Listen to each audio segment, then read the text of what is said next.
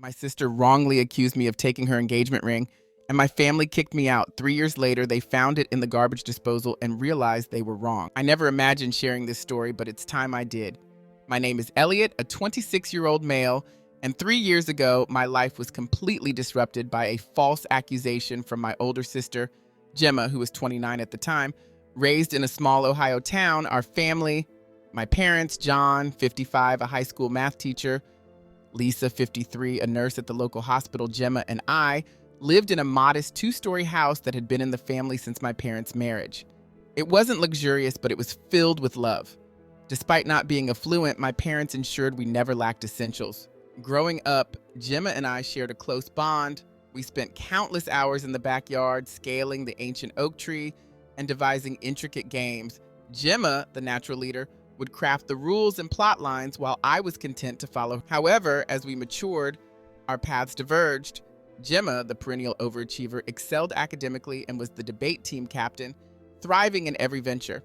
Conversely, I adopted a more relaxed approach. My academic performance was satisfactory, yet I lacked Gemma's ambition, which gradually widened the gap between us during our teenage years. When Gemma secured a scholarship to a prestigious university, our lives became even more disparate. I opted for the local community college, still undecided about my future. Post-college, while Gemma ascended the corporate ladder at a major marketing firm in the city, I remained at home, working part-time at a grocery store, pondering my next steps. Despite these differences, I believed our sibling bond remained intact until the accusation that threatened to upend everything. Our relationship had cooled, but I chalked it up to the natural progression of life. I never anticipated how quickly everything would unravel. 3 years ago, Gemma got engaged to her boyfriend, Tom, a 31-year-old lawyer from a prosperous family.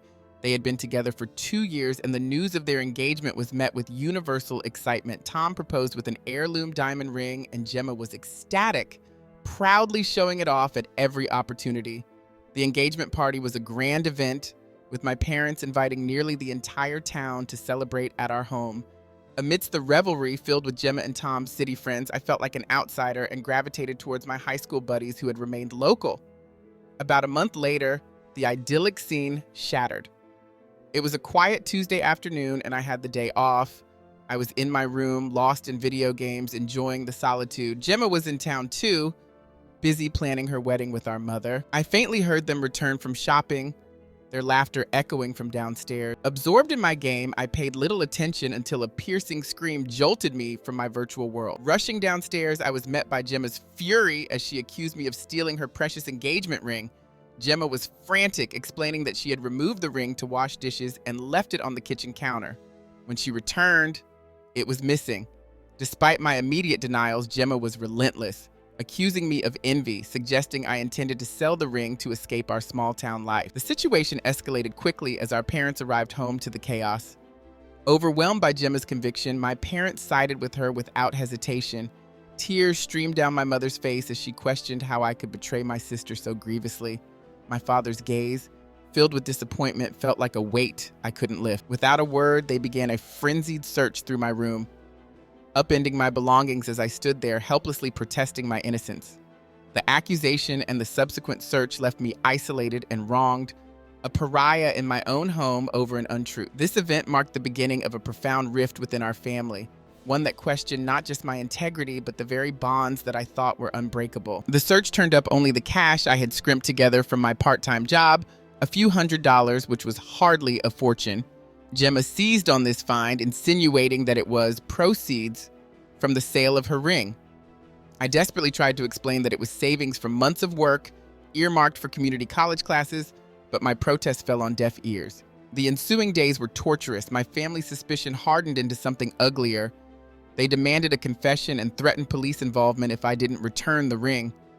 The atmosphere at home became intolerable. I was treated like a suspect, cornered and isolated. Attempts to seek solace in friends proved futile as many had moved on, and those remaining were reluctant to wade into such personal disputes. About a week after the accusation, my parents delivered a crushing ultimatum. I was to leave our home. According to them, I had betrayed their trust and tarnished our family's name. With just 2 days to gather my belongings, the reality of my predicament sank in. I was being cast out with nowhere to go. Fortunately, my high school friend Ryan, recently returned from military service and resettling himself, offered his couch as a temporary refuge. Packing felt like dismantling my past. I stuffed a backpack and an old duffel with clothes, a few cherished books, my laptop, and mementos from better times. As I left, I caught sight of Gemma at her bedroom window. There was a moment when our eyes met, and I thought I glimpsed a trace of doubt, or was it regret? But she quickly looked away. Stepping out from the house I grew up in, feeling the finality of the door closing behind me, was the most challenging moment of my life.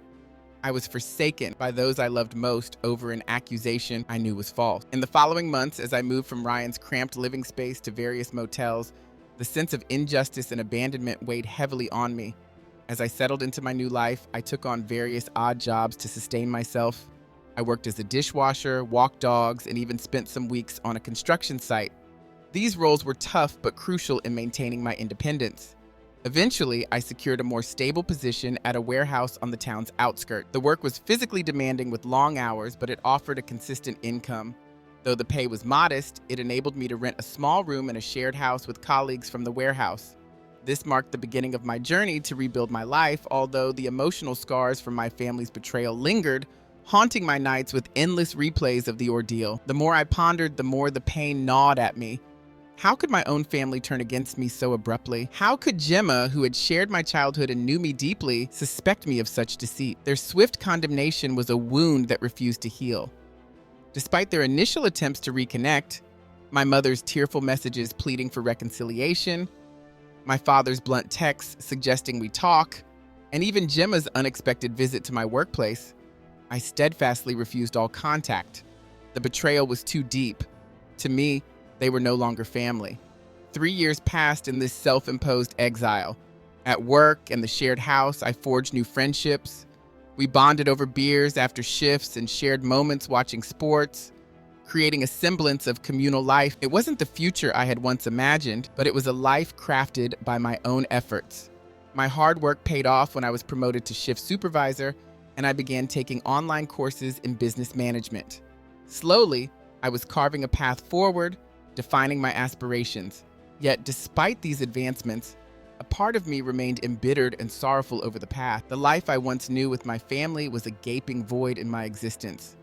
Their disbelief in my innocence was a barrier I couldn't overcome. Every festive season exacerbated the void.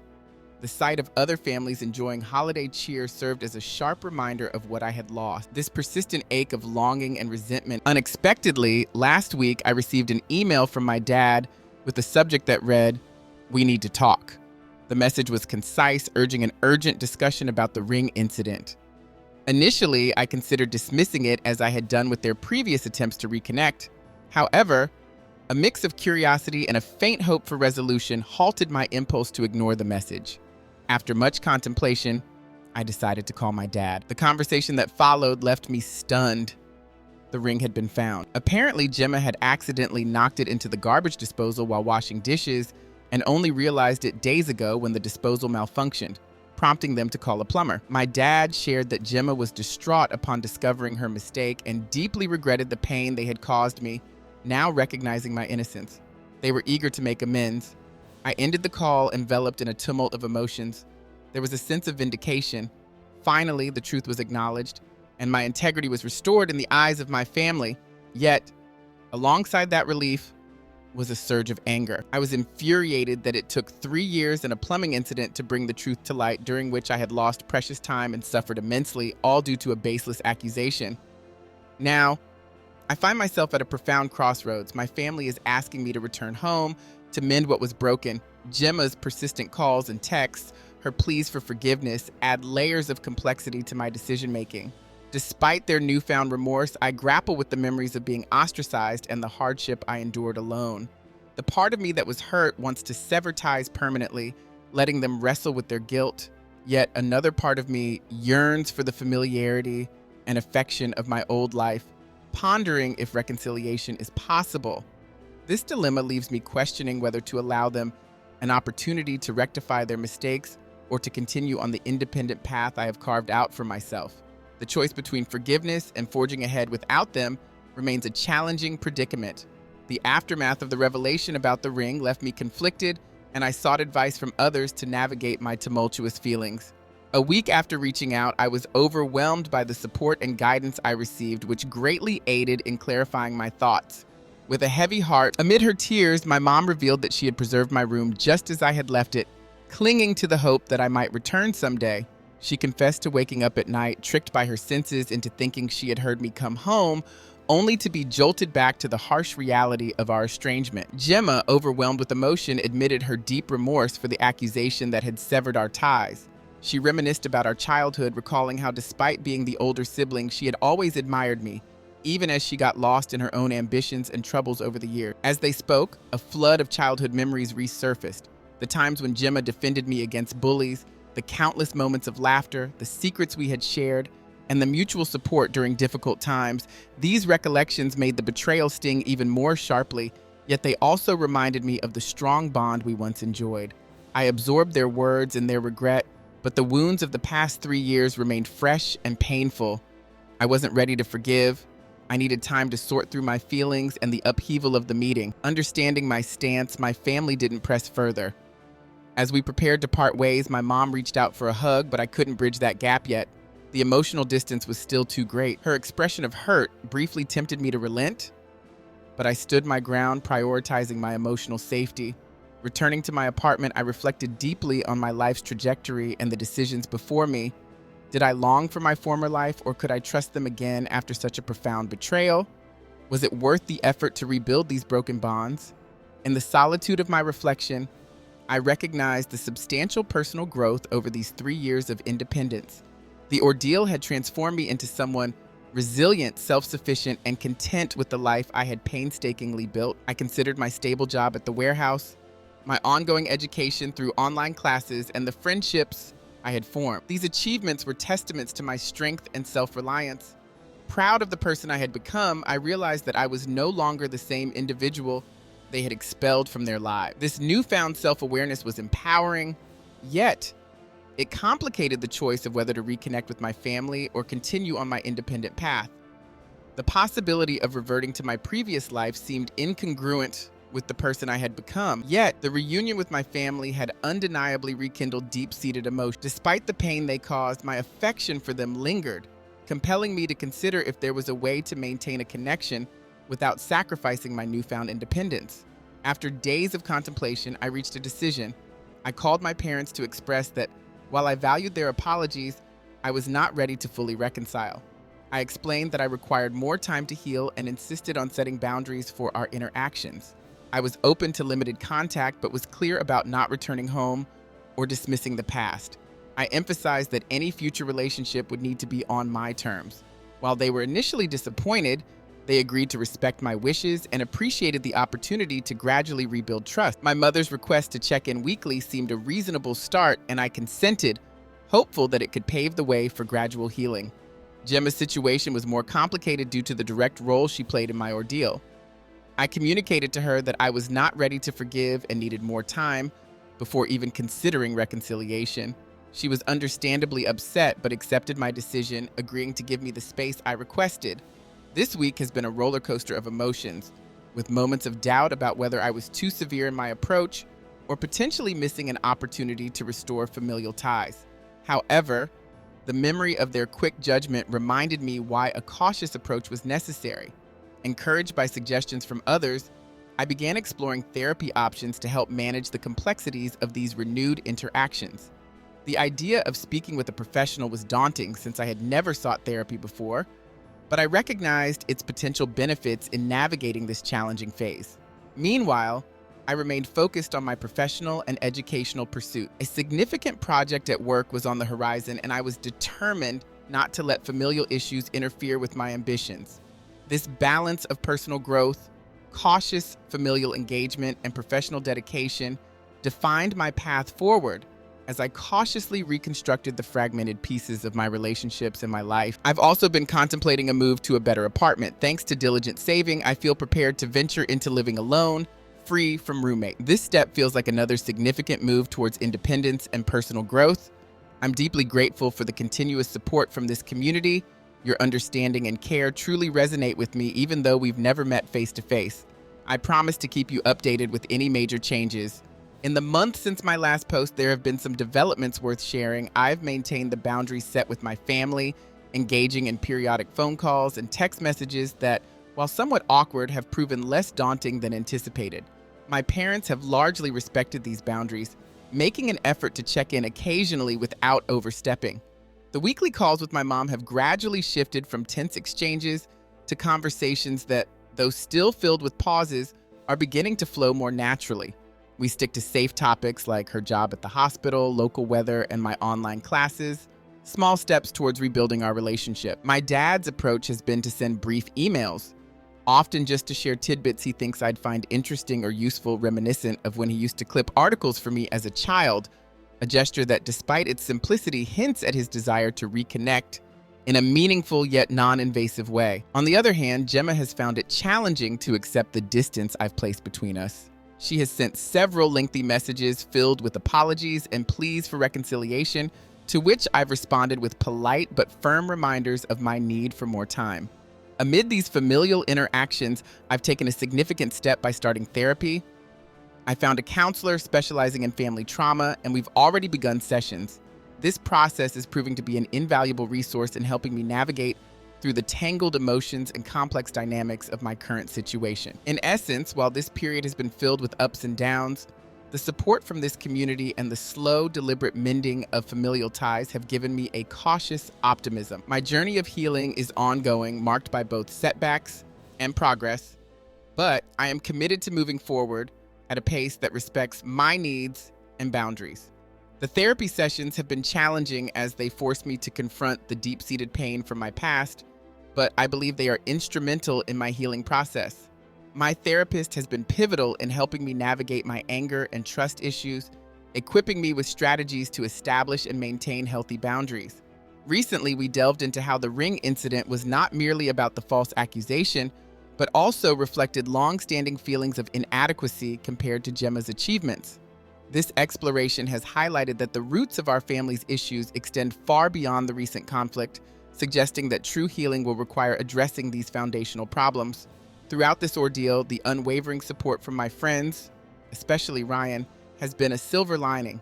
Ryan's offer to accompany me to future family meetings underscores the true meaning of family. It's not solely about blood relations, but also about who stands by you in adversity. Work has provided a welcome distraction and a sense of accomplishment. I recently received a promotion to oversee inventory management on my shift, which includes additional responsibilities and a modest increase in pay. This progress at work is a testament to my ability to move forward and focus on positive developments amidst personal turmoil. Regarding my living situation, I've decided to remain in my current apartment as the holiday season approaches, bringing with it family gatherings that I'm more anxious about than I'd like to admit. My therapist and I have been devising strategies to handle these events. It's a challenging time, but I am committed to healing and building a life that I can be proud of, irrespective of my family's involvement. This journey has taught me the importance of self-care and reinforced that establishing boundaries is a vital part of maintaining my well-being, not a mark of selfishness. I am deeply grateful for the unwavering support from this community. Your comments and messages have bolstered my spirits and reminded me that I am not alone in navigating complex family dynamics. This sense of shared experience and support has been a beacon during my darker moments. It's been 6 months since my first update, and I believe it's time to share what may be my final post on this matter, as there have been significant developments. The most transformative change is my decision to relocate to a different city for an exciting job opportunity. This new role is a management position at a logistics company, expanding on my previous warehouse experience, but on a much larger scale. The position offers a considerable improvement in salary, health benefits, and a 401k plan, marking a substantial advancement in my career. Before deciding, I discussed the potential impacts of this move with my therapist, especially concerning my ongoing healing process and the dynamics with my family. We concluded that relocating represents a positive step forward, providing me with a chance to redefine myself away from the shadows of past familial conflicts. When I shared the news with my parents, their reaction was mixed with surprise and a touch of sadness. My mother expressed regret that we couldn't spend more time mending our bond before my departure, while my father remained stoic, though visibly disappointed. The hardest reaction came from Gemma, who unexpectedly appeared at my apartment pleading with me not to leave. She expressed fear that this move signified losing me once again, highlighting the deep emotional thread still connecting us despite the distance I've tried to maintain. Her reaction underscored the complexity of our relationships and the profound impact my decision to move has had on all of us. The discussion with Gemma was challenging, yet I maintained my resolve. I explained that the decision to move was crucial for my personal growth and that our current relationship dynamic didn't allow her opinions to influence my choices significantly. While our familial interactions have improved somewhat, they are far from perfect. We've managed a few family dinners in recent months, which, despite occasional tension and awkwardness, are helping us gradually relearn how to coexist. Trust remains a delicate issue. During these interactions, I often catch myself questioning their sincerity, pondering whether their words are genuine or merely attempts to alleviate their own guilt. My therapist has been instrumental throughout, aiding me in navigating my emotions and establishing firm boundaries. A vital lesson she emphasized is that forgiveness does not entail forgetting or ignoring the past hurt, but involves releasing the anger for my own well-being. This perspective has guided me toward working on forgiveness, not for their benefit, but for my personal liberation from the burdens of resentment and anger. Reflecting on the past 3 years, I see a journey from devastation to growth. Initially, it felt as though my life had crumbled. I had lost everything and everyone important to me.